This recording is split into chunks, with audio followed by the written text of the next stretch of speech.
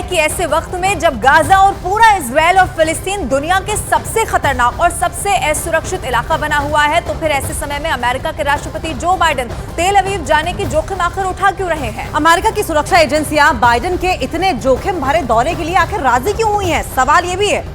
और सवाल का जवाब हमारी इस एक्सक्लूसिव रिपोर्ट में आप देखिए।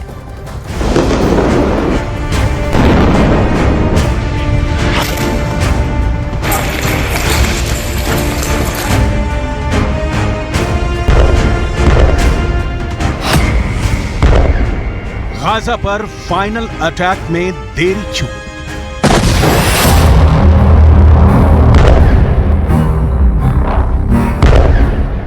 नेतन्याहू को हमले से किसने रोका? जमीनी अटैक पर बाइडेन ने लगाया ब्रेक।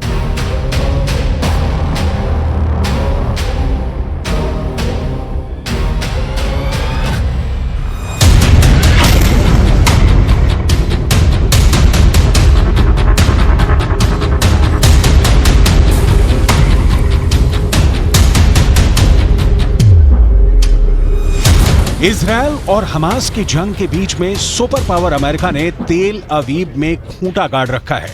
जंग शुरू होने के बाद अमेरिका के विदेश मंत्री दूसरी बार इजरायल पहुंचे हैं। वो खाड़ी देशों की यात्रा करने के बाद इजरायल पहुंचे हैं, यानी युद्ध रोकने के लिए कूटनीतिक रास्ता तैयार करने की कोशिश में है। एंटनी ब्लिंकन और अमेरिका की यही कोशिश है कि ये जंग अब आगे ना बढ़े और किसी तरह से इजरायल और हमास में समझौता हो जाए। लेकिन लगता नहीं कि इजरायल के प्रधानमंत्री बेंजामिन नेतन्याहू ब्लिंकन के कहने पर रुकने वाले हैं, और यही वजह है कि आनन फानन में अमेरिका के राष्ट्रपति ने तेल अवीव पहुंचने का कार्यक्रम रख लिया।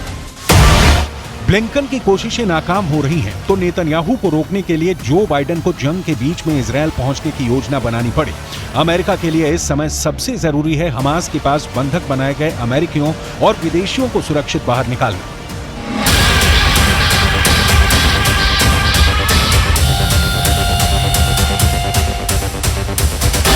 यही वजह है कि इतने खतरनाक हालात होने के बावजूद अमेरिका के राष्ट्रपति जो बाइडेन ने तेल अवीव पहुंचने का फैसला किया।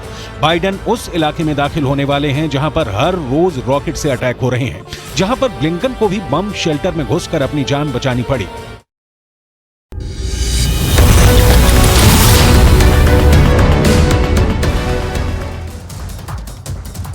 गाजा के दक्षिणी इलाके में इजराइल के हमले लगातार जारी। रफा में हमले के बाद चारों तरफ धुआं उठता हुआ नजर आया। लेबनान सीमा की तरफ से हिजबुल्लाह आतंकियों ने दागे मोर्टार। आईडीएफ के 3 आतंकी गंभीर रूप से घायल। इजराइल की सेना ने भी की जवाबी कार्रवाई। दक्षिण गाजा पर हमले के बाद कई इमारतें तबाह। मलबे में दबे लोगों को निकालने के लिए रेस्क्यू ऑपरेशन जारी। आतंकी संगठन हमास का बंधकों पर बड़ा दावा। हमास की तरफ से करीब 200 इजरायली और विदेशियों को बंधक बनाने का दावा।